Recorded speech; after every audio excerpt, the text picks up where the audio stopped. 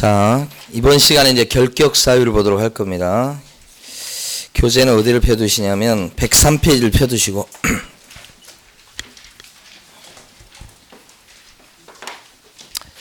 결격 사유 이렇게 되어 있습니다. 요 결격 사유가 총 12가지입니다. 여기에 빠지면 오픈을 못 합니다. 여기에 들어가면 취직도 안 돼요. 그러니까 이 사람들은 이 시장에서 빼는 거예요. 제외시키는 거예요. 그리고 처음에 이제 등록할 때, 사무실 낼 때는 문제가 없던 사람도 일하다가 결격사유에 빠졌죠. 그러면 중개업 시장에서 내쫓습니다. 내쫓아버려요. 그 방법이 뭐냐면 등록 말소, 등록 취소예요. 그러니까 중간에라도 빠지면 내쫓아. 만약에 처음에 취직할 때는 멀쩡했던 사람이 일하다가 결격사유에 빠졌어요. 그러면 이런 사람들은 해고입니다. 해고. 해고하게 돼 있고 안 하면 사장님이 제재를 받아요. 자, 이런 식으로 해서 중개업 시장에서 일체 발을 못 붙이게 하는 사유, 결격사유예요. 이건 손님들을 보호하는 차원이에요. 그래서 12가지가 있는데 그 중에서 비슷한 것끼리 묶어서 제가 5덩어리로 설명드릴 겁니다. 이 첫 번째가 뭐냐면 제한 능력자입니다. 제한 능력자 요거에 대해서는 민법 시간에 요거 용어 들어보셨을 것 같은데 누가 있냐면 미성년자. 그 다음에 또 누가 있죠? 피한정 우견인. 또 누가 있냐면 피성년 우견인. 민법 시간에 이런 용어가 나온다고요. 근데요, 민법하고 영의서 내용은 똑같은데 의미가 틀려요. 민법에서는 요 사람들을 보호해 주려고 이 제도를 만든 거예요. 보호하려고. 우리 중개사법에서는 반대예요. 이 사람들을 빼려고 그러는 거예요. 중개업 시장에서 축출시키는 거라고. 손님들 보호하려고. 그러니까 완전히 취지가 반대지, 취지가. 그걸 이해하셔야 돼요. 그리고 미성년자 그러면 몇 살부터 미성년자가 됩니까? 19세 미만 이렇게 돼 있으니까 나이는 전부 다 만 나이입니다. 생일 따지는. 그러니까 대학교 1학년 되면 성년자도 있고 미성년자가 있고 막 이렇게 뒤섞여 있을 겁니다. 그래서 19세 미만이 미성년자니까. 자, 19살 그러면 어떻게 될까요? 19살 그러면 성년자입니까? 만입니다. 미성년자입니까? 성년자입니다. 이거 19살 그러면 성년자예요. 그러면 결격자입니까? 아닙니까? 아니다 이렇게 답을 하셔야 돼. 이게 그러면 미성년자는 몇 살부터 미성년자가 되는가요? 18, 17 이게 미성년자입니다. 지금 경계를 정확히 하시는 게 중요해요. 또 한 가지 민법에서 얘기할 때는 어떤 얘기하냐면 미성년자지만 결혼하면 미성년자도 혼자서 계약할 수 있다고 합니다. 민법에서는 그래요. 우리 중개사법에서는 결혼했다고 해서 달라질 게 하나도 없다고 봅니다. 여전히 판단 능력은 모자라요. 그래서 우리 중개사법에서는 미성년자가 혹시 결혼했죠. 결혼해도 여전히 뭡니까? 결격자. 그렇게 봅니다. 그 다음에 피한정 후견인 또는 피성년 후견인은 이것은 판단 능력이 부족한 사람, 판단 능력이 없는 사람이요. 정도 차이입니다. 그러니까 치매 노인분 같은 경우는 정도가 조금 덜했을 때는 이거고요. 심했을 때는 이겁니다. 그죠? 아, 진짜 어제 저녁에 인터넷 기사 보고 참 진짜 눈물 나더라고요. 그 보셨는가 모르겠는데 치매 노인분이 아들이 죽었어. 병으로 죽은 것 같은데. 그러니까 치매에 있기 때문에 아들이 죽은 걸 몰라요. 그래가지고 2달인가 됐는데 그 2달 동안 아들을 계속 옷도 갈아입히고 씻기고 이렇게 했다는 거 아니에요. 정말. 그리고 아들은 부모님을 위해서 또 뭐냐면 또 뭐야 이렇게 먹을 걸 남기고 아들은 이제 엄마가 치매 상태인 걸 아니까 냉장고에 그런 걸 넣어놓고 그러니까 엄마는 또 그걸 이렇게 드셨다는 거 아니에요. 아들 죽은 걸 모르고. 그래서 이제 저 요양병원인가 어디 가셨다고 하더라고요. 이제 아들은 죽고. 그 부모 사랑하기가 끝이 없는 것 같아. 예. 자, 피한정 후견인, 피성년 후견인 이렇게 정도 차이, 정도 차이. 정도 차이. 우리나라에 이런 사람들 많지 않습니다, 사실은. 근데 이제 그렇게 돼 있고, 예. 그럼 이 사람들은 중개업 시장에서 일하기는 좀 그렇잖아요. 예. 우리 이제 유명한 사람 중에서는 그 롯데 그 신격호 회장님이 이거세요. 그러니까 롯데 신격호 회장님은 부동산 사무실을 못 내요. 그 뜻이에요, 이게. 근데 그렇게 되려면 이제 막 법원에 가서 판사가 막 땅땅땅 해줘야 돼요. 예, 그러니까 드물다는 이유는 법원까지 가서 막 이렇게 하는 경우가 잘 없다는 뜻입니다. 예, 그래서 이렇게 되고요. 자, 근데 뭘 하나 아셔야 되냐면 앞으로 계속 시험에 나올 것 같은데 피특정 후견인이라고 있어요. 피특정 후견인. 피특정 후견인 이렇게 되면요. 이 사람은 특정 업무에 대해서 전문가는 아니니까 다른 사람한테 그 업무에 대해서는 날 좀 뒤를 봐주시오 이렇게 되는 거야. 그러니까 이 사람은 일반적으로 봤을 때 제한 능력자에 들어가지 않습니다. 보통 일반적인 능력은 있는 사람이에요. 그래서 이 사람은 결격사유에 해당되지 않는다 이렇게 된 거지. 너무너무 중요한 겁니다. 네. 자, 그 다음에 두 번째가 파산자입니다. 파산자. 파산자가 어떤 사람인지 아시죠? 빚이 너무 많아서 못 갚겠어 하고 손들어 버리는 사람이에요. 빚이 너무 많으니까. 그러면 자기가 손든다고 되는 게 아니고 법원에다 파산 신청을 넣는다고요.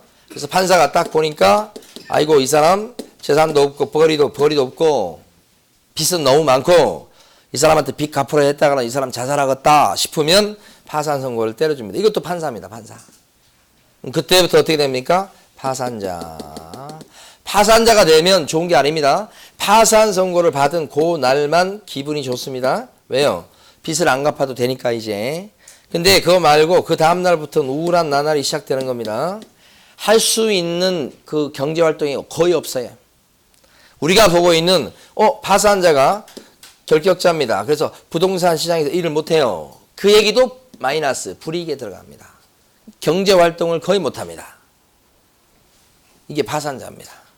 그럼 이 사람은 언제 파산자에서 벗어나느냐? 빨리 벗어나고 싶을 건데 자, 복권이라고 그래가지고 권리를 회복시킨다 이런 뜻입니다. 복권이 되면 그때 뭐요? 결격사에서 벗어나게 됩니다. 그러니까 파산자는 언제부터 언제까지를 얘기합니다. 선고 받은 때부터 복권 될 때까지 권리를 회복, 잃었던 권리를 회복한다는 뜻입니다. 요 사이에 있는 사람을 파산자. 요 사람이 결격자가 되는 겁니다. 그러니까 복권 같은 경우는 이제 시간적으로 봤을 때 아무 뭐 그게 없어도 10년 지나면 자동 복권 되는 게 있긴 합니다. 그런 경우는 그 전에 이제 복권 될 수도 있고 그렇습니다. 막 빚을 갚는다든지 여러 가지 조치를 취하면. 근데 그거 없어도 한 10년 정도는 복권 돼요. 요게 파산자입니다. 이 사람은 중개업 시장에서 일하라 그러면 문제가 생기겠죠. 손님들한테 피해를 줄 가능성이 높고 사기칠 가능성이 높고 그렇죠. 근데 중요한 것은 회생하고는 다릅니다. 회생이 뭐죠? 회생? 회생은 빚을 갚아나가는 사람입니다. 직장도 있습니다. 그러니까 이 사람은 정상인이에요. 다만 빚이 많기 때문에 빚을 줄여서 갚았고 단시간 내에 갚는 게 아니고 조금 길게 갚아나가죠. 그뿐이지 이 사람은 뭐요? 빚을 갚아나가는 사람이죠. 이 사람은 결격자 아닙니다. 그래서 회생 이렇게 나오면 무조건 결격자 아니다 이렇게 하셔야 돼. 회생. 아시겠죠? 자, 이제 세 번째 갑니다. 형벌입니다. 형벌. 5덩어리가 있는데 지금 뭐예요? 형벌 이렇게. 자, 형벌입니다. 제가 갑자기 멈칫했던 건 뭐냐면 지금 제가 로마자를 쓰고 있잖아요. 보통 로마자 잘 안 쓰는데 그 로마자를 지금 5번까지 가야 되거든. 5번까지 쓸 수 있을까 걱정을. 그거 몇 번이지? 여기 3번 쓸 걸 갖다가 하여간 그랬어. 형벌입니다. 형벌. 형벌은 죄를 지어서 벌 받는 거예요. 그렇죠? 여러분 소설 중에 죄와 벌 이런 거 기억하십니까? 읽으신 적 있으세요? 하여간 이 소설인데 이게 사실은 범죄하고요. 형벌의 줄임말입니다. 범죄와 형벌이에요. 자, 소설 범죄와 형벌. 그러면 와닿습니까? 와닿지 않잖아요. 근데 그걸 줄여가지고 죄와 벌 그러면 뭐가 있어 보이잖아요. 같은 얘기인데. 그러니까 죄에 대한 대가가 뭐예요? 형벌이에요. 형벌. 형벌이라고 이건 이제 법원 판사가 주는 거예요. 근데 이때 결격사에 관련해서는 금고 이상의 무거운 벌을 받았을 때 결격자로 삼습니다. 이게 이제 형벌을 받는다고 해서 벌금을 좀 물었다. 또는 구류를 며칠 살았습니다. 한 일주일. 그것 갖고 결격자로 삼지는 않습니다. 이런 뜻. 그러면 금고 이상의 무거운 벌은 금고하고 징역하고 그 다음에 사형 이런 거 얘기합니다. 금고, 징역, 사형 이런 거예요. 이게 무거운 벌. 근데 금고가 좀 생소합니다. 징역은 좀 아실 거고 금고나 징역이나 깜빵 보내는 겁니다. 다. 그런데 금고는 일을 강제로 안 시키고요. 징역은 하기 싫어도 일을 해야 되는 겁니다. 그게 차이입니다. 그리고 요새는 금고형을 잘 안 때립니다. 그러니까 거의 징역이라고 보시면 돼요. 그래서 그냥 금고 나오면 징역하고 똑같이 생각하세요. 다만 이제 왜냐면 금고 받은 사람도 자기 건강 유지를 위해서 일을 하고 싶소 그러면 일을 시켜줘요. 또 대부분 일을 합니다. 심심하니까.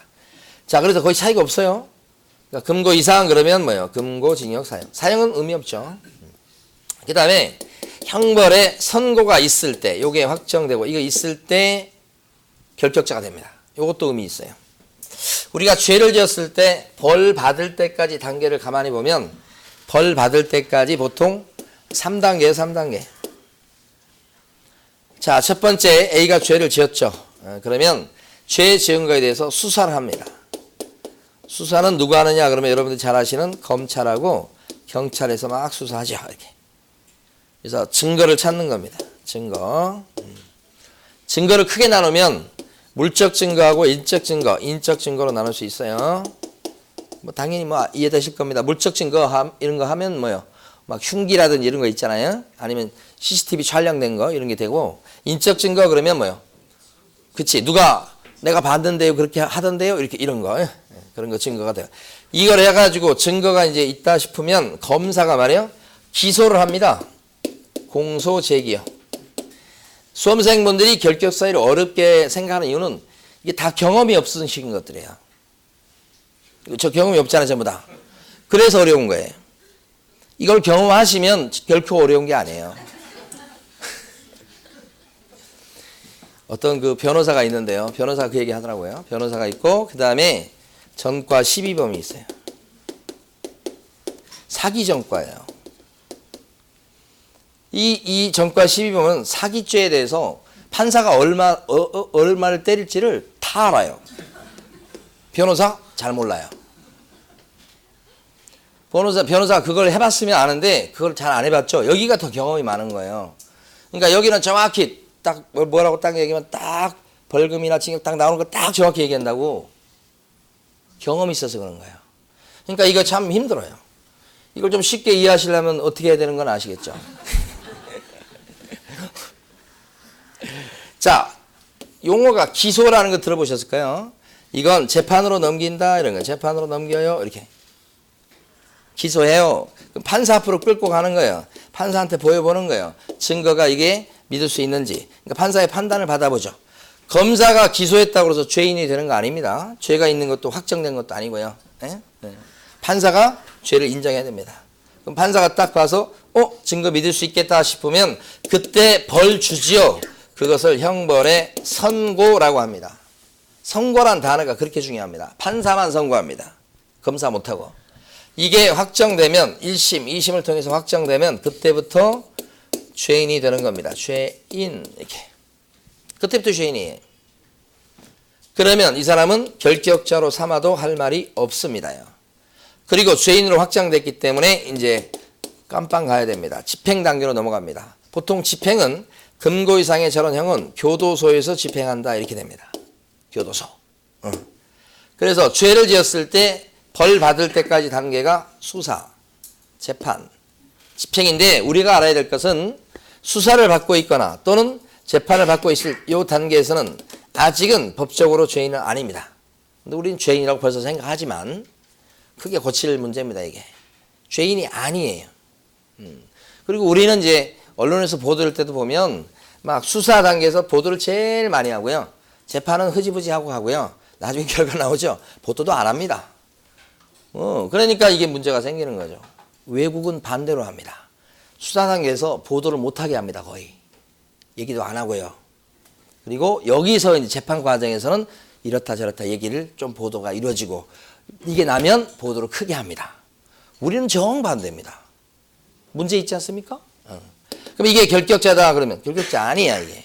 이거 뭐요? 결격자 이것도 아니야. 언제부터 결격자 된다고요? 요때부터 요걸 하셔야 되는 거지. 저 선고 얘기하려고 이거 온 겁니다. 요거 과정을 하시고 그 다음에 선고가 있게 되면 그 다음에 집행 단계로 넘어간다고 그랬죠. 집행의 모습이 두 가지입니다. 하나는 뭐냐면 선고 받고도 죄인 되고서도 그래도 꾸역꾸역 집으로 가는 사람이 있습니다. 이건 판사가 봐주는 건데 유예 처분을 하면 이거 집으로 갈 수 있어요. 판사가 봐주는 겁니다. 무자히 봐주는 거죠. 그 다음에 교도소 깜빵으로 가는 경우가 있습니다. 실형을 산다 이렇게 보는데 두 가지 갈림길이 있어요. 근데 아무래도 이게 판사가 이거 봐줬다 이렇게 되면 그저 거기 죄 지었다고 되는 사람들이 조금 이제 뭐예요? 완전한 뭐 일반적인 죄인하고 좀 달라야 되겠죠. 그래서 이 사람이 뭐 초범이거나 아니면 크게 뉘우치고 있거나 막 그런 상황이 되면 판사가 봐줄 수 있다. 이렇게. 봐주는 게 두 가지가 있는데 하나가 선고유예라는 게 있고 또 하나가 집행유예라는 게 있고 그렇습니다. 두 가지. 보시면 선고유예라 그러면 판사가 보니까 죄를 지었어요. 솔직히. 인정이 된 거예요. 그런데 요 선고하는 것을 안 하고 미뤄둔다 이런 뜻입니다. 요걸. 그러니까 이걸 안 하고 미뤄두는 게 선고유예.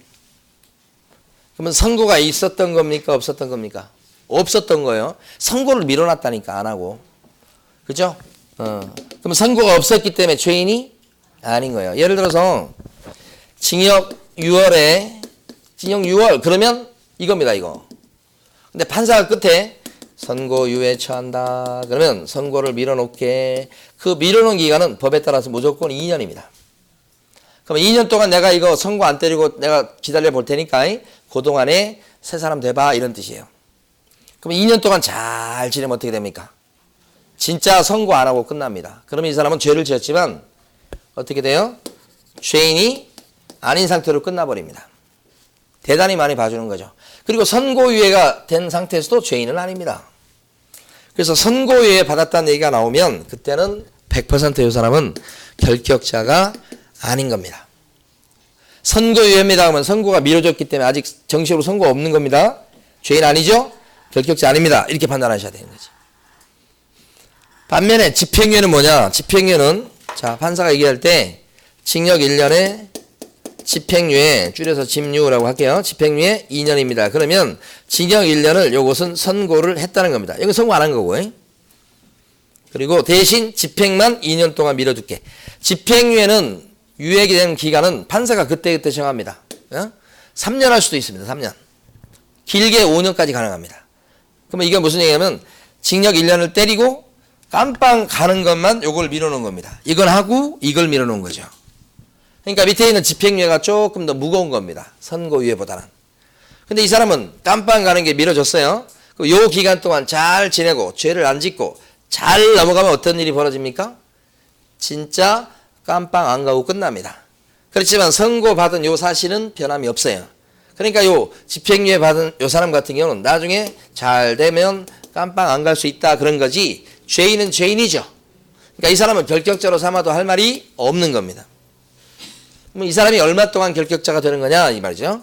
이 사람은 우리 법에 따르면 집행유예 기간 동안 결격자가 된다 이렇게 얘기합니다. 그러니까 징역 1년에 집행유예 3년 받으면 이 사람은 결격 사유 기간이 몇 년인 거예요?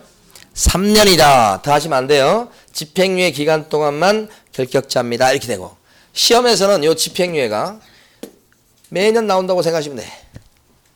그러니까 문제집은 5개 나올 텐데 그 중에 하나는 거의 집행유예예요. 뭐 선고유예하고 혼동하시면 안 되죠. 이 선고유예는 여러분 기억하실 때 이 선자를 착할선자로 기억을 연상을 해보시면 좋아요. 착할선, 착하니까 어떻게? 결격자 아니다. 집행유예는요. 유예 기간 동안 결격자입니다. 이렇게 2개. 결론은 노란 겁니다. 내용은 이해하시라고 설명드린 거고요.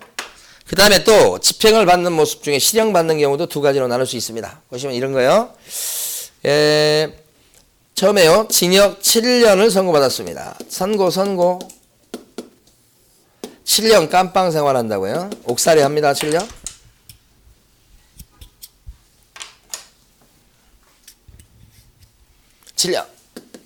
깜빵 이렇게. 자, 7년 옥살이하고 여기 이제 다 이제 7년 맞췄어요. 그럼 석방 되겠죠. 이걸 형기를 다 채우고 석방됐다고 해서 만기 석방입니다. 그렇게 얘기해요. 그 만기 석방이란 말을 다른 말로 할 때 집행이 끝났네요. 그래서 우리 조문에서는 집행 종료라는 표현을 씁니다. 집행 끝났다, 다 채웠다 이 뜻이요. 그러면 이때 석방이 되겠죠. 석방이 되면 즉시 바로 결격사유에서 벗어나서 바로 부동산 사무실 가서 일할 수 있는 게 아니고 3년은 또 못합니다. 이 3년이 붙어요. 그럼 이 사람의 총 결격사유 기간은 교도소에 있을 때부터 결격자고요. 나와서 몇 년 더죠? 3년 더. 사실은 이제 여기도 결격자이긴 하지만 실질적으로 불이익을 받는 기간은 요 정도죠? 3년입니다. 이 사람의 총 결격사유 기간은 몇 년이게요? 10년. 이렇게 되고요. 두 번째 부리는 징역 7년을 선고받았습니다. 징역 7년. 요렇게. 근데 7년을 다 살고 나와야 될 거 아니에요? 이렇게. 다 살고 나와야 되는데, 자, 5년쯤 됐는데, 내보내줘요. 내보내주는데, 특히, 나머지 2년 없애고 내보내줘요. 7년 중에서. 이것을 집행면제라고 합니다. 이게 집행면제예요. 집행면제. 이렇게. 그럼 집행면제가 됐으면 어떻게? 형기가 7년에서 5년으로 주는 거예요. 다 살았죠? 그럼 그때부터 몇 년 더 결격자입니까? 3년 더 결격자가 됩니다. 아, 그러니까 원리가 같죠? 다 살고서 몇 년 더요? 3년. 다 살고서 몇 년 더요? 3년. 근데 여기는 왜 다 살게 되었습니까? 집행이 면제되는 바람에 그런 거죠. 이런 집행면제에 해당되는 가장 대표적인 게 뭐냐면 바로 그 유명한 특별사면. 특별사면 요거 들어보셨죠? 종종 발생합니다. 최근에도 이거 특별사면 하지 않았나요? 이게 대통령의 고유 권한입니다. 대통령이 하는 겁니다. 근데 핵심은 대통령 마음대로 할 수 있다는 거예요. 예. 문제가 있죠. 대통령 마음대로 특별사면 한다 그러면 대통령하고 막 친한 사람들 다 봐줘버릴 거 아니에요. 이건 좀 규제할 필요가 있습니다. 뭐 하는지 모르겠습니다. 법을 만들어야 돼요. 함부로 특별사면 못하게. 이럴 때만 할 수 있게끔. 자, 그래서 대통령이 하는데 이건 특징이 뭐냐. 특정한 사람을 딱 지목합니다. 사람. 지목해서 어떻게 해주느냐. 혹시 그 사람이 깜빵에 있어서 그랬을 때 자녀 형기가 있는데 그걸 없애주는 조치다 이렇게 보시면 돼. 이 사람을 봐주는 거예요. 없애 이렇게. 보통 이런 사람들은 대통령하고 친한 사람들이 많겠죠. 그렇죠. 그래서 정치인이 많고요. 그다음에 뭐 조금 이제 부자들이 많습니다. 재벌 총수들 그런 게 많은데 어쨌든 특별사면이 바로 집행면제입니다. 원래 집행면제가 되는 케이스는 이것 말고도 몇 가지가 더 있지만 시험에서는 거의가 아니라 100% 특별사면만 나옵니다. 그러니까 시험 문제에서 집행면제 받았어요 이렇게 나오나 특별사면 받았어요 이렇게 나오나 같은 말이라는 거예요. 같은 말인 걸 기억하셔야 돼. 그럼 이 사람은요 몇 년 더 결격자가 돼야 됩니까? 특별사면 받고 3년 더 이렇게 됩니다. 근데 요 특별사면과 다르게요 제일 화끈한 사면이 있습니다. 그게 일반사면이라고 하는 겁니다. 일반사면. 진짜 사면이죠. 이건 일반사면은 아예 죄를 짓지 않았던 사람으로 확 바꿔주는 겁니다. 제일 화끈합니다. 그래서 이 일반사면은 국회에서 법을 개정해서 통과시키듯이 국회를 통과해야 됩니다. 그래서 일반사면은 이게 쉽게 이루어지는 게 아닙니다. 그리고 잘 하지도 않습니다. 이거는요. 근데 이것은 죄인이 아닌 걸로 바꿔주니까 혹시 교도소 깜빵에 있는데 그 사람이 일반사면 받았다고 가정을 해보면 그 사람 죄인 아닙니다. 그러니까 교도소장은 즉시 풀어줘야 됩니다. 그리고 그 사람은 일반사면 받은 즉시 결격사유에서도 바로 벗어나게 됩니다. 3년 이런 거 안 붙습니다. 여기. 그게 뭐예요? 일반사면이죠. 그러니까 일반사면과 특별사면 구별하셔야 돼요. 근데 이제 이렇게 하시다 보면 여러분들이 가석방을 많이 떠올리십니다. 가석방 중요하죠. 가석방이라고 하는 것은 가짜 석방이다. 거짓 가짜입니다. 이 가석방은 대상자가 누군가. 우리 학교에 보면 모범 학생이 있듯이 모범생, 교도소에 가면 모범 죄수가 있습니다. 모범 죄수를 모범수라고 부릅니다. 모범수는 가석방 대상이 될 수 있습니다. 모범수가 되려면 어떻게 됩니까? 점수를 많이 따야 됩니다. 교도관 말을 잘 들어야 됩니다. 교도관이 점수를 잘 줘야 뭐요? 플러스. 점수를 우리 애들 보면 이렇게 막 이렇게 뭐 하나 이렇게 해가지고 거기 막 포도 같은 거 그려놓고 뭐 잘할 때마다 하나씩 스티커 주면 그거 붙여가지고 다 붙이면 뭐 상품 주는 거 있죠? 똑같습니다, 이게. 점수를 많이 따야 됩니다. 점수를 많이 따기 위해서 검정고시도 봅니다. 검정고시 합격하면 점수 올라갑니다. 중개사 시험도 봅니다. 그런 거 따면 점수 올려줍니다. 교도관 말 잘 들어야 됩니다. 그래야 점수 올라가는 겁니다. 이게 점수가 일정 점수가 돼야 이게 될 수 있어. 다 점수 됩니다. 그래야 이거 대상이 될 수 있죠. 그러니까 교도소에 간 사람은 예를 들어서 뭐 이것도 쉽지 않죠. 그 다음에 이것도 대통령 알아야만 할 수 있는 거 이거. 거의 유일한 희망이 뭐냐? 이겁니다. 이거. 이게 있으니까 이걸 통해서 교도소에서 교도관들 말을 잘 듣게 되는 겁니다. 그게 아니고 처음 갔는데 7년입니다. 죽었다 깨어나도 중간에 못 나간다 하면 희망이 없잖아요. 그럼 교도관이 뭐라고 말하면요. 희망이 없는 상태인데 한 대 때려주고 싶죠. 교도관을. 근데 이런 게 있잖아. 그럼 어떻게 해요? 말 잘 듣습니다. 예. 이 구조를 그렇게 만들어 놓은 겁니다. 이게. 근데 가스방 된 사람은 집으로 일찍 가는데 이 사람은 중요한 게 나머지 형기가 그대로 남아 있습니다. 그러면 집으로 오는데 집에서 이 형기를 집행받습니다. 그렇다고 해서 교도소 그러니까 문 밖을 못 나간다는 건 아니야. 그렇지만 너무 멀리 간다고 한다면 경찰서에 가서 갔다 온다고 신고하고 가셔야 됩니다. 경찰서에 통제를 받습니다. 어쨌든 자녀 형기를 집에 가서 집행을 받고 그러면 여기가 되죠. 그때부터 몇 년 더요? 3년 더 결격자가 된다. 이 가석방 중요합니다. 시험에는 많이 나온 건 아닌데 나왔을 때 조심하셔야 됩니다. 가석방 된 사람이 3년 지났어요. 그것만 갖고 결격서에서 벗어날 수 있는 것은 아니다. 잔영기 지나고 3년 지나야 되는 거니까 이 세 개를 잘 구별하셔야 됩니다. 하나, 둘, 셋. 근데 원칙은 가만히 보면 실형을 받은 경우 있잖아요. 간단합니다. 원칙은 선고받고 그 다음에 집행이 어떻게 돼요? 종료되거나 집행 종료가 요겁니다. 요거 만기 석방입니다. 또 집행 면제 받았다. 그죠? 면제가 뭡니까? 요거 특별 사면입니다. 집행 면제입니다. 그렇게 되면 그때부터 몇 년 동안 결격자가 됩니까? 3년 더 결격자가 됩니다. 이게 큰 틀입니다. 그러니까 선고받고 집행이 종료될 때까지 기본적으로 결격사유 기간이고 집행 면제 받을 때까지도 기본적인 결격사유 기간인데 나와서 몇 년 더요? 3년 더 이렇게 된 겁니다. 이게 기본 틀이에요. 그러면서 이제 알아두실 게 가석방 되었다 그러면 어떻게 해요? 잔영기 지나고 3년이고요. 집행 면제 받았다 그러면요. 3년 더 있어야 되는 거고요. 특별 사면 받았다 그래도 3년 더 있어야 되는 거고요. 일반 사면 받았다 그러면 어떻게 됩니까? 즉시 벗어나고요. 이 세 가지를 구별하시라고요. 됐습니다. 자, 근데 여기 보시면 원래 벌금 정도 갖고는 결격자가 안 되는 것이잖아요. 원래는. 그런데 벌금도 벌금 나름이다 이렇게 되는 겁니다. 그러니까 예를 들어서 중개사법에 걸려들었고 공인중개사법 그 다음에 300만 원 이상 벌금을 물었다 이렇게 되면 이때는요 벌금이지만 3년 동안 결격자가 되는 겁니다. 이렇게 돼요. 이렇게. 그러니까 이것은 예외라고 볼 수 있습니다. 예외. 원칙은 뭐죠? 무거운 벌을 받아야 결격자로 삼죠. 다만 예외적으로 가벼운 벌인 벌금을 물어도 결격자가 되는 수가 있다. 그죠? 근데 액수가 어떻게 돼야 돼요? 300 이상. 또 어느 법에 걸려야 돼요? 중개사법. 이 세 가지 요건을 어떻게 몽땅 갖춰야 된다는 얘기입니다. 3관왕입니다. 중3벌입니다. 3관왕이에요. 그러면 몇 년 동안 결격자예요? 3년이죠. 상당히 중요한 부분입니다. 이거. 그럼 만약에 중개사법 위반이 아니고 음주운전 해가지고 도로교통법 위반입니다. 도로교통법 위반해가지고 1,000만 원 벌금이 나왔습니다. 되게 많이 나와요. 제가 지난주인가 저기 집에 돌아오는데 10시 넘어서 음주 단속을 하더라고. 그래가지고 근데 술 마신 게 아니니까 불었어요. 근데 거기서 삐 소리가 나는 거예요. 그러니까 이 사람이 옆으로 세우라고 그러더라고.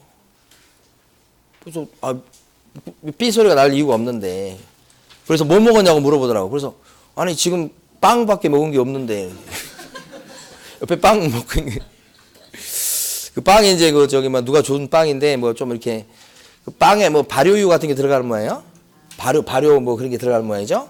그래서 그분이 아 그 저 가끔씩 그럴 때가 있다고 하면서 가라고 그러더라고. 조금밖에 안 나온 모양이라. 그러니까 빵도 함부로 먹으면 안 됩니다. 벌금 1,000,000원. 예. 그러니까 이게 이렇게 되면 삼관왕이 안 되잖아요. 액수는 큰데 이게 중개사법 위반이 아니어서 반드시 삼관왕이 돼야 됩니다. 중삼벌 이렇게.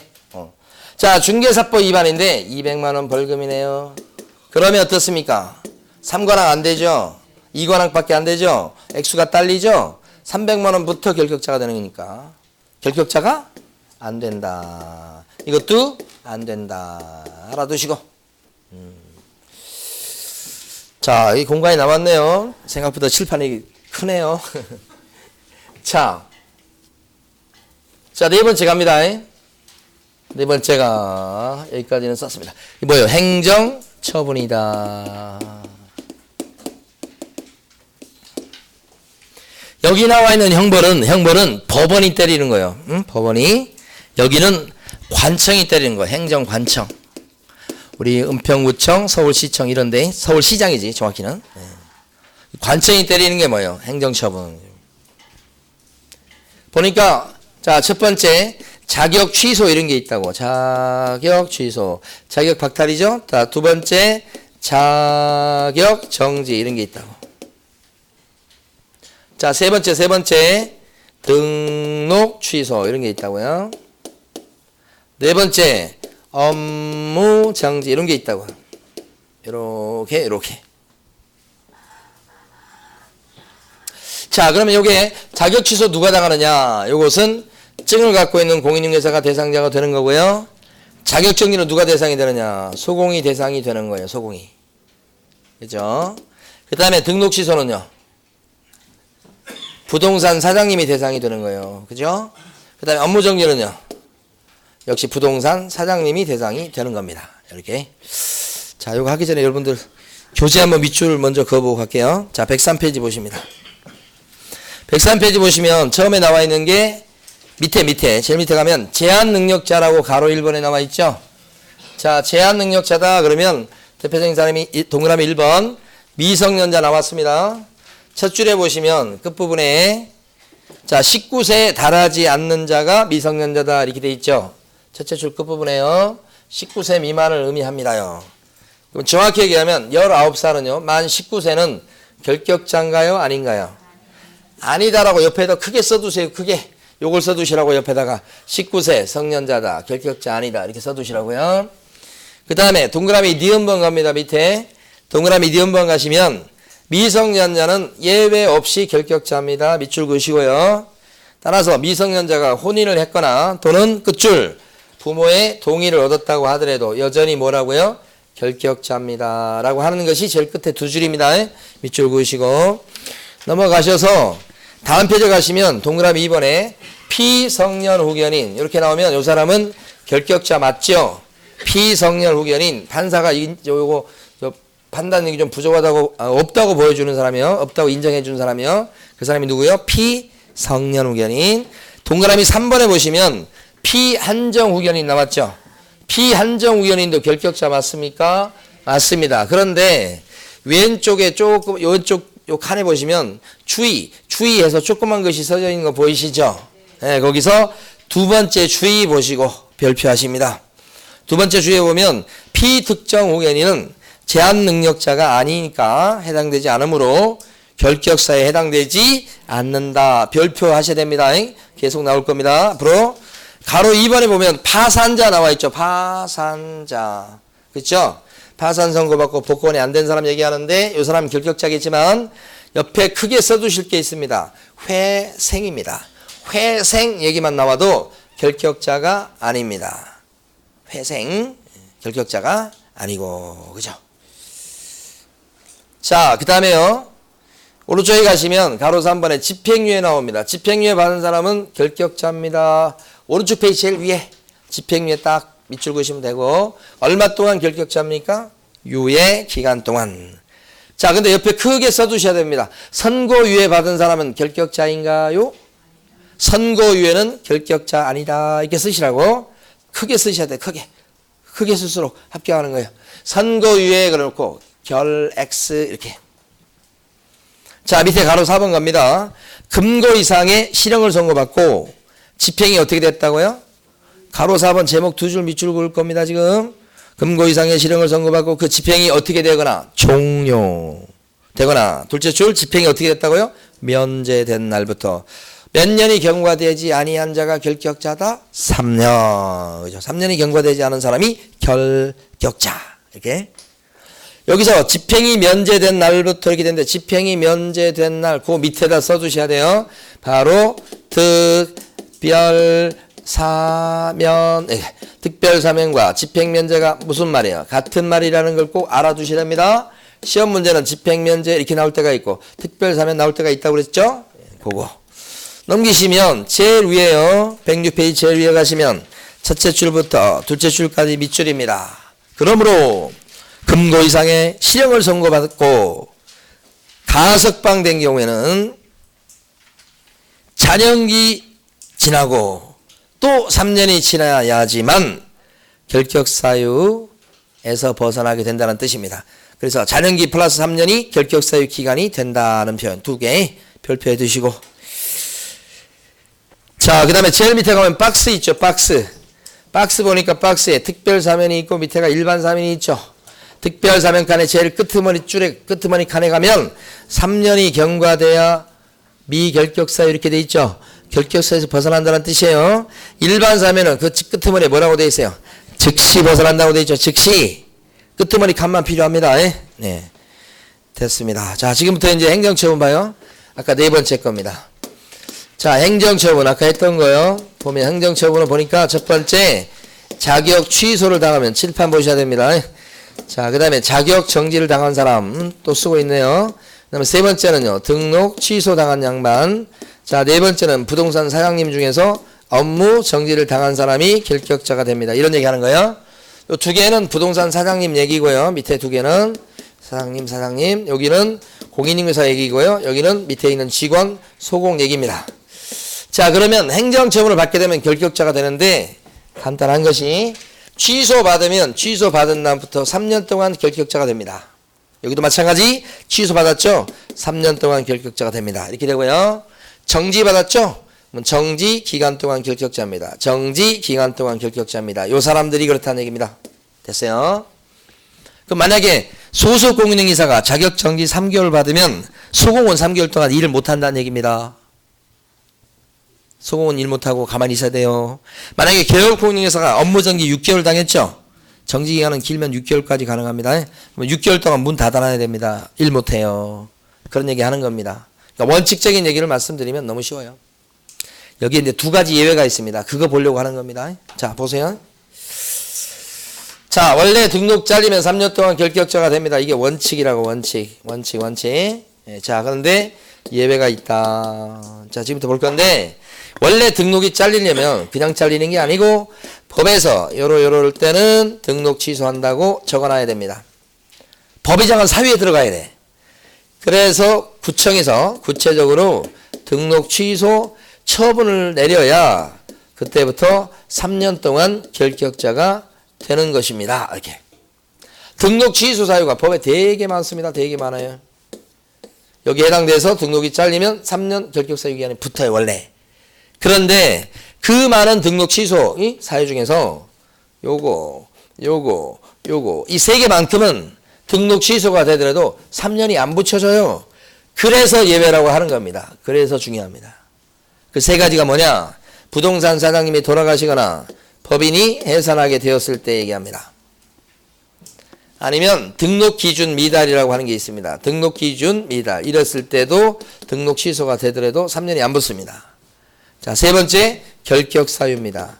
결격 사유에 빠졌을 때 속간에는 방법이 등록 취소라고 그랬습니다. 그래도 3년이 안 붙습니다. 이 세 가지입니다.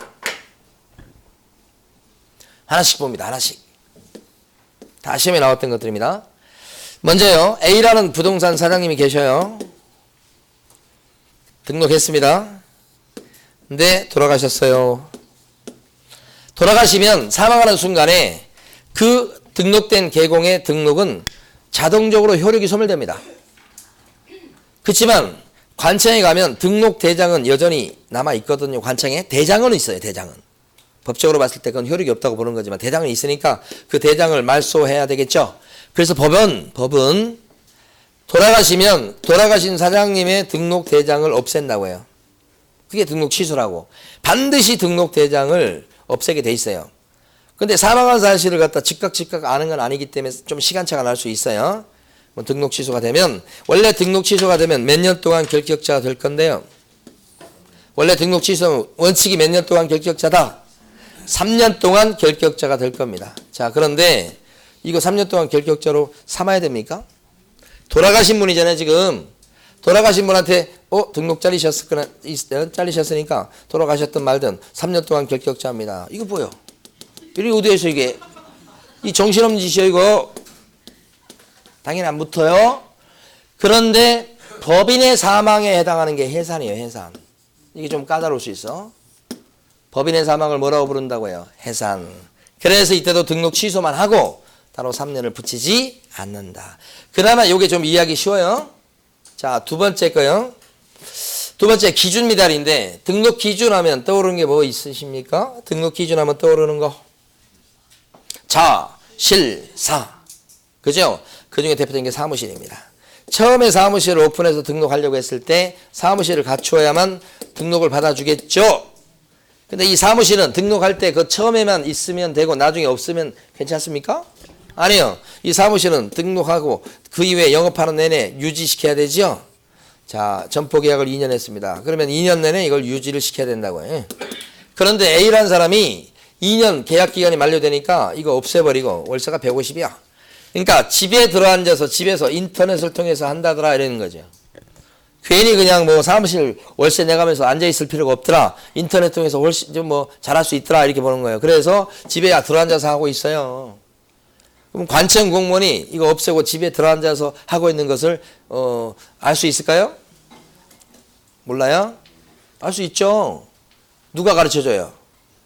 주변 사람들이 가르쳐줄 거 아니야 또. 그러면 어떻게 해요? 공무원이 나가서 이제 보겠죠. 봤더니 진짜 그러네. 이것을 어떻게 평가하냐면 등록 기준을 잘 갖추고 여기까지 갖추고 있다가 못 갖추는 걸로 바뀌었다. 그래서 이걸 기준 미달이라고 표현합니다. 이렇게 되면 이 사실을 등록관청이 파악했을 때 그 개업공인회사의 등록을 취소하게 돼 있어. 약간 시간차가 또 생기겠죠. 어떻게 보면. 그럼 이때 등록 취소를 하게 됐다면 그때부터 3년 동안 결격자가 되는 것이 원칙인데 이래야 되겠냐 이 말이에요. 왜냐하면 이 사람이 지금 등록 취소가 된 이유가 사무실 없앤 것 때문이죠. 가서 공무원이 찾아가서 이러시면 안 된다고 사무실 얻으라고 이렇게 했는데도 말을 안 들어먹었어요. 근데 등록이 취소가 딱 되니까 정신이 바짝 드는 거예요. 그래서 A가 그 다음에는 이 사무실보다 더 크고 더 좋은 사무실을 얻어갖고 이제 중개업하겠다고 등록 신청을 해왔어요. 한 6개월 정도 있다가. 그럼 이 등록 신청이 들어왔을 때 이걸 갖다가 받아줘야 되는 겁니까? 거부해야 되는 겁니까? 받아줘야죠. 거부할 게 아니다. 왜? 등록 취소가 된 원인이 뭐예요? 원인이 사무실 없앤 거죠? 그 원인이 어떻게 됐습니까? 해소되었잖아요. 뭐가 부족해요? 뭐가 모자라요? 그죠? 그러니까 등록 신청하면 등록을 받아줘야지 이걸 거부할 것이 아닌 거죠. 그래서 따로 3년을 붙이지 않는다는 거죠. 불이익을 받는 기간 3년을. 그래서 안 붙이더라. 이게 사례인데 사례 문제로 나오지도 않았습니다. 그냥 개업공인회사가 기준 미달로 등록 취소가 되었을 때 등록 취소된 때부터 3년 동안 결격자입니다. 이렇게 출시됐던 거예요. 오예요, X예요. X. 쉽지 않아요. 암기해버리셔야 됩니다. 저거. 3년 안 붙는다고 하는 거. 자, 세 번째입니다. 결격사유입니다. 결격사유를 우리가 공부하고 있죠. 12가지를. 여기에 빠지게 되면 처음에 오픈하고 등록할 때 멀쩡했던 사람도 나중에는 결격사유에 빠지면 중개업시장에서 내몰린다고 그랬죠. 그 내모는 방법이 뭐예요? 등록 취소예요. 그걸 먼저 이해하시고 그러면 한 사람의 개업공인인회사한테 결격사유가 한 개만 있을까요? 한 사람의 개업공인인회사한테 결격사유가 한 개만 있겠냐고요? 아니죠. 자, A가 이때쯤 돼가지고 파산 선고를 받았습니다. 그럼 이 사람 결격자 됐습니까? A? 됐죠? 파산자가 됐으면 결격자 되는 거 아닙니까? 언제까지 이 사람은 결격자인가요? 아까 배운 대로 하면 파산 선고를 받고 복권되기 전까지는 결격자가 되는 거 맞죠? 이게 파산자입니다. 결격자예요. 근데 A라는 사람이 요때쯤 돼서요. 사기죄를 저질러가지고 징역 1년에 집행유예 2년을 받았습니다. 요때 정도에 집행유예 2년을 받았습니다. 이렇게. 징역 1년에 집행유예 2년 이렇게. 요때쯤 받은 거예요. 그럼 이 사람은요. 깜빵 갑니까? 같은 A입니다. 깜빵 갑니까? 안 갑니다. 집행유예이기 때문에 집으로 갑니다. 이 사람 결격자 맞습니까? 맞습니다. 깜빵은 안 가도 집행유예 나왔으니까 유예 기간 동안 결격자라고 지금 공부한 지 30분도 안 됐습니다. 지금 얼마 동안 결격자라고요? 2년 동안. 그러면 지금 가만히 보면 A한테는 결격 사유가 몇 개가 있습니까요? 2개가 있죠. 자, 근데 A가 이때쯤 돼서 이것 때문에 그랬는지 정신을 잃었습니다. 그래서 피성년 후견인이 되었습니다. 희한한 겁니다. 세상 일은 가만히 보면 엎친데 덮친데 뭐 그런 얘기 있잖아요. 왜 그런지 모르겠습니다. 하여간 피성년 후견인이 됐어요. 이때 정신 잃고 결격자 됐나요? 언제까지요? 정신 차릴 때까지죠. 이렇게. 그럼 A한테 결격 사유가 몇 개가 붙어 있습니까? 지금 3개. 한 사람한테 결격 사유가 하나가 있으라면 법은 없단 말이에요. 3개가 있을 수 있죠. 이러면 이 사람의 결격 사유 기간을 따져줄 때는 처음으로 결격 사유에 빠진 날부터, 그죠? 마지막으로 벗어나는 날까지 여기서부터 여기까지 결격자입니다. 이렇게 하시는 겁니다. 이게 원칙입니다. 그런데 이 사람이 이렇게 된 상태에서 파산자가 됐으니까 결격자가 되는 바람에 중개업 시장에서 내쫓아버려야 돼. 내쫓는 방법이 뭐라고 그랬습니까? 등록 취소예요. 등록 취소다 그러면 등록 취소가 있게 되면 그때부터 몇 년 동안 결격자죠? 3년 동안 결격자가 되는 것이 원칙이죠. 원칙.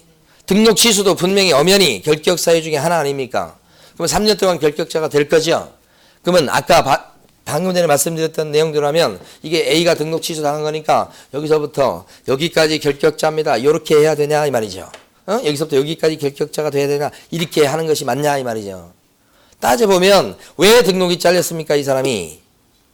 왜 등록이 잘렸죠? 갑자기 등록이 잘린 게 아니잖아요. 뭐 때문에요? 이것 때문이잖아. 이것 때문이잖아. 요 파산 선고 받은 것 때문에 지금 이거 되는 바람에 등록이 잘린 거죠. 실질적으로 원인이 1개입니까? 2개입니까? 1개죠. 아까는 파산, 그 다음에 집행유예, 그 다음에 피성년 후견. 아까는 원인이 각각 3개지만 이 등록 취소 얘만큼은 이렇게 되는 경우에 이게 원인이 실질 원인이 이게 아니고 이거거든. 그러면 이 사람은 복권될 때까지 결격자입니다. 이렇게 하고 한 번 하고 끝내야지. 응? 등록 이것 때문에 등록 잘렸다고 해서 이렇게 여기까지 늘릴 것이 아니다. 그래야 정상이잖아요. 안 붙이는 게. 원인이 하나니까 그런 거지. 그죠? 예. 이해가 잘 안 되시죠? 예, 이걸 첫 번째 딱 설명드려서 이해하는 수험생들은 잘 없어요. 이 결격 사유가 얼마나 많겠습니까? 이 사례가 얼마나 많겠습니까? 근데 어쨌든 결격 사유 12가지니까 여기에 빠져가지고 등록 취소됐을 때는 여기만 하고 등록 취소까지는 하고 3년을 따로 붙여요? 안 붙여요? 안 붙인다. 그죠? 앞으로 공부할 때마다 할 거예요. 이렇게 설명드리고 7월 달에 설명드려도 시험 보기 직전에도 질문합니다, 저거. 아니, 다 수업 들으면 다 100% 이해하는 게 어디가 있어요? 뭐 이해 못하는 것도 있지. 예. 자, 암기하세요. 3가지. 기준미달, 결격사유. 이 3가지 때문에 등록이 잘리면 3년을 따로 붙이지 않는다. 이게 정상이라고. 이게 합리적이라고. 그래서 붙이지 않는 거 3가지 기억해버리세요. 사망, 기준미달, 결격사유, 사기결혼 이렇게. 사기결혼 때문에 등록 취소가 됐다. 그러면 3년을 따로 붙이지 않는다. 사기결혼. 무슨 말인지 모르는 거예요, 지금 또, 이게. 사기결혼 모르세요? 사기결혼 안 당해보셨어요?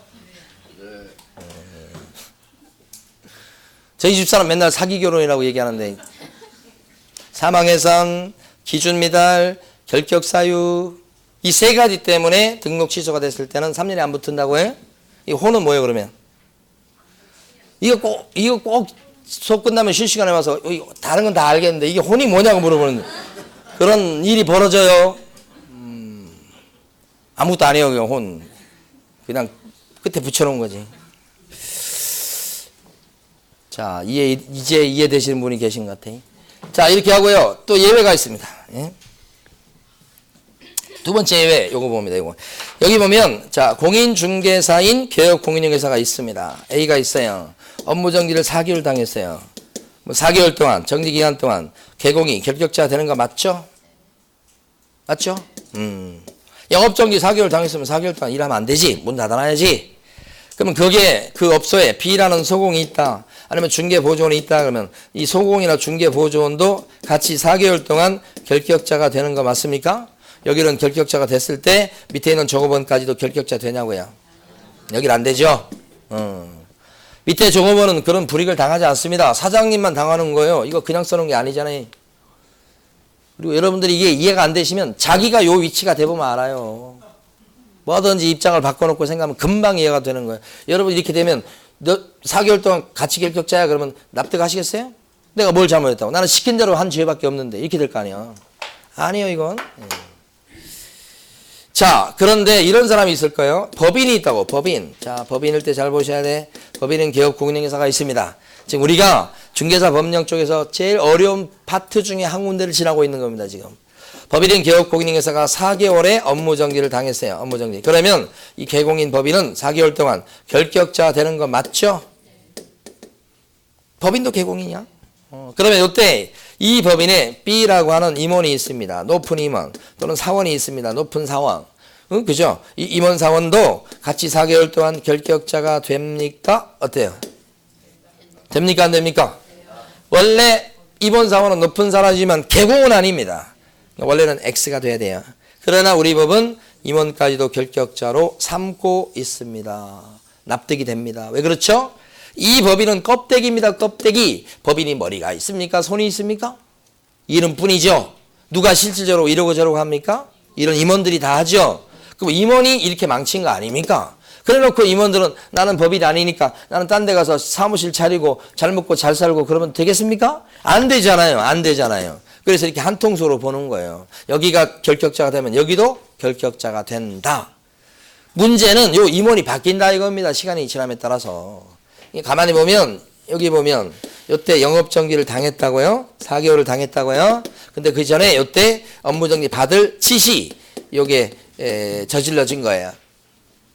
근데 업무정지를 받으면 4개월 받으면 4개월 동안은요. 자, 법인이 즉 법인인 개업공인중개사가 결격자입니다. 이렇게 하는 거지. 근데 거기에 그치지 않죠. 요 4개월 동안 누구도 같이 결격자가 됩니까? 이 법인의 임원이나 사원도 같이 결격자가 됩니다. 요 얘기를 하고 있는 것이 요거잖아요, 지금. 근데 영업정지 사유가 발생할 당시 임원은 B하고 C하고 D가 일하고 있었는데 막상 영업정지를 딱 받았을 당시는 B하고 C하고 D가 어디로 가고 갑이 일하고 있다. 그러죠. 그러면 임원 사원도 같이 결격자가 되는 것은 요건 이해가 되는데 여기가 되면 여기도 같이. 응? 근데 임원 사원이 사유 발생 당시에 임원이 그렇게 되는 겁니까? 처분 당시에 임원이 그렇게 되는 겁니까? 처분 당시에 임원이 그렇게 되는 거. 여러분이 갑이 돼 보시면 이해가 돼 또. 여러분이 갑이라면 이때로 기준하면 들어가 무슨 일이 벌어지는지도 몰랐어. 지금 출근한 지 3일째야. 어떻게 될 거야 이거? 나도 업무정지 기간 동안 결격자. 어리둥절이잖아요 이거. 말이 안 되잖아요. 여기 돼야 돼. 여기. 언제적이에요? 사유 발생 당시에 임원 사원이었던 사람이 결격자가 된다. 맨날 여기 묻고 여기 묻고. 냈다 그러면 어떻게 내요? 처분 당시. 아니라니까 그러네 이거. 응? 자, 여기까지 해서 저 행정처분 봤는데 예외가 지금 요거 예외예요, 예외. 여기 임원. 여기 예외. 두 가지 중요한 거 했어요. 자, 그 다음에 마지막 5번이에요. 5번이 뭐냐 그러면 이겁니다. 5번은 자, 칠판을 보셔야 돼. 그 다음에 교재 밑줄을 그을 거예요. 칠판 보셔야 돼. 법인이 있어요. 법인 개공이 있는데 멀쩡해요. 파산선고 받은 것도 아니고 뭐 멀쩡해. 그런데 이 법인에 B라고 하는 임원이 있네요. 또는 높은 사원이 있네요. 같은 사람. 여기가 결격자예요. 여기가. 그러니까 이 사람이 어떻게 되냐면 파산선고를 받아서 파산자. 임원이 파산선고 받은 거예요. 결격자 됐죠. 그랬을 때 법인인 개업 공인중개사까지 법인 개공까지 같이 결격자로 삼습니까? 어때요? 임원 사원이 결격자가 됐더니 파산선고 받아서 불똥이 튀어가지고 법인마저도 결격자가 되더라. 불똥이 튈까요? 어때요? 불똥이 튀어야 된다. 한통 속이다 이거. 방금 전에 봤었잖아요. 여기에 문제가 생기니까 이쪽이 불똥이 튀잖아요. 지금. 반대로 이쪽에 문제가 생기면 튀어야지. 그러면 5번에서는 누가 결격자가 된다는 뜻입니까? 5번은. 누가 결격자가 된다? B가 된다는 게 아니죠. 그죠? B 때문에 누가 된다는 거예요? A가 된다는 걸 얘기하는 거예요. 여기서는. 누구 때문에? B 때문에. B가 파산선고 받았다. 그래서 결격자 된다는 것은 제일 처음에 앞에서 나온 얘기지. 마지막 얘기는 무슨 얘기야? 법인은 원래 멀쩡했는데 누구 때문에? 임원 사원 때문에 불똥이 튀어서. 만약에 여기 중개보조원이 파산자예요. 그러면 불똥이 튈까요? 안 튀지 그건. 소공이 그랬다. 안 튀지. 높은 사람이나 이렇게 한통속이라고. 응? 자, 그 다음에 요거요. 시험 보면서 부정행위 저지른 사람 있죠? 시험 부정행위자는 몇 년 동안 시험을 못 보나요? 5년간 시험 못 보죠? 근데 이 사람은요, 결격자입니까? 결격사 12가지 5덩어리로 설명드렸습니다. 제한능력자, 파산자, 형벌, 행정처분. 5번 어디에도 없어요. 부정행위자. 결격자 아니죠. 결격자 아니라는 얘기는 부정행위자도 중개업시장에서 일을 할 수가 있다. 보조원 뭐 이런 걸 일할 수 있겠죠. 자, 하나 더. 여기 나오는 결격자들은 중개사 시험에 응시할 수 있나요? 어때요? 시험 볼 수 있냐고요? 없어요? 진짜요? 미성년자입니다. 결격자 맞나요? 응? 결격자죠? 시험 볼 수 있어요? 있다고 그랬잖아요, 우리. 만약에 피성년 후견입니다. 피성년 후견인 결격자 맞나요? 맞죠? 피성년 후견인 피성년 맞잖아요. 시험 볼 수 있나요? 있어요. 점수가 안 좋겠죠. 자, 징역 1년에 집행유예 2년 반 사람 결격자 맞습니까? 얼마 동안 이 사람 결격자인가요? 2년 동안이죠. 시험 볼 수 있나요? 예.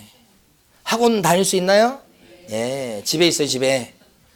자, 징역 1년을 선고받은 사람 결격자 맞습니까? 얼마 동안요? 1년 그러면 안 된다니까.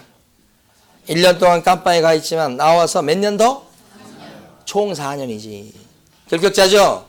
깜빵에 있죠? 시험 볼 수 있나요? 있어요. 시험 본다고 그러면 가서 보고 오라고 그래요. 이런 사람 도망가지 않습니다. 만약 도망갔다가 잡히면 어떻게 돼요? 더 형량 늘어나요.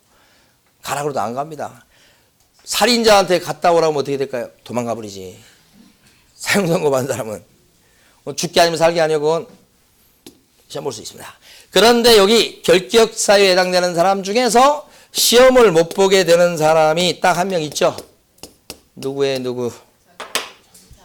자격 취소당한 사람. 자격 취소당한 사람은 몇 년 동안 결격자라고 저기서 배웠는데요. 지금 3년. 동시에 지난주에 우리가 자격 취소당한 사람 몇 년 동안 시험 못 봐요? 3년. 못 보죠? 이 사람이 이제 제일 불이익을 크게 당한 사람입니다. 3년 동안 일도 못하고 뭐요? 시험도 못 보고. 그죠? 교재를 밑줄 그어 보겠습니다. 교재는 107페이지 보시게 되면 가로 5번 동그라미 1번 제목을 밑줄 그으시면 되고, 제목에는 자격 취소된 후 3년이 경과되지 아니한 자가 결격자라고 돼 있죠. 제목만 필요합니다. 동그라미 2번 자격이 정지된 자로서 자격 정지 기간 중에 있는 자라고 동그라미 2번 나오죠. 자격 정지 기간 중에는 결격자입니다. 이 뜻이고, 동그라미 3번 제목 중개사무소 개설 등록이 취소된 후 3년이 경과되지 아니한 자는 결격자입니다. 이런 뜻이니까 등록 잘리면 몇 년간 결격자란 뜻이에요? 3년. 넘기시면 안 되고. 제일 끝줄에 가시면 그 중에서 다음 세 가지 사유로 인한 등록 취소는 3년간의 결격 사유에 해당되지 않는다. 3년 안 붙는 거 세 가지 있었다고 그랬죠? 그게 뭐예요? 사기 결혼. 다음 페이지 박스 보시면 사기 결혼이 나옵니다. 동그라미 1번이 사망 해산, 2번이 결격 사유, 3번이 기준 미달. 사기 결혼이죠. 자, 그 다음에 109페이지 갑니다. 아니, 체크하시는 거예요. 지금 읽어보시라는 뜻이 아니요. 다 체크하고 넘어가는 거예요.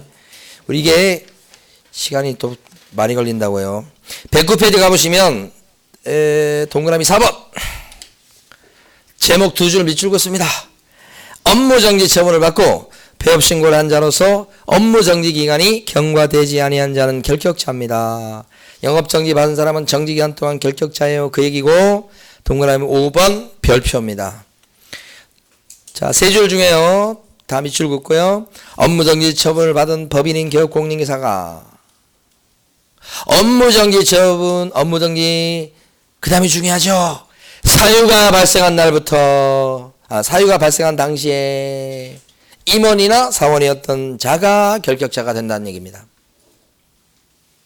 업무정지 사유 발생 당시입니다. 처분 당시 아니고 발생 당시. 그거 맨날 물어보고요.